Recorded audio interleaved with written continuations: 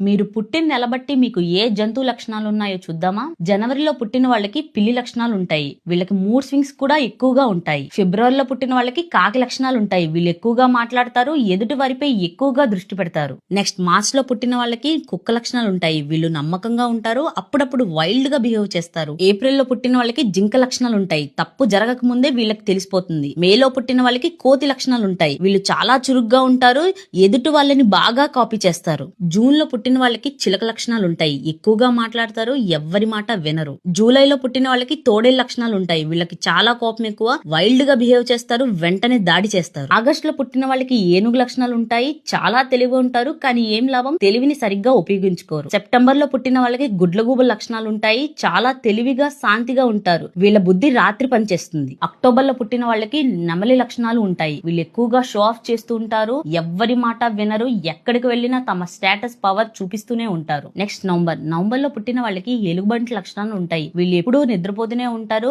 బద్ధకం ఎక్కువ, ఏ పని మీద ఇంట్రెస్ట్ చూపించరు. డిసెంబర్ లో పుట్టిన వాళ్ళకి ఆవు లక్షణాలు ఉంటాయి, వీళ్ళు చాలా శాంతిగా ఉంటారు. నాది నవంబర్, మరి మీది కమెంట్ చేయండి.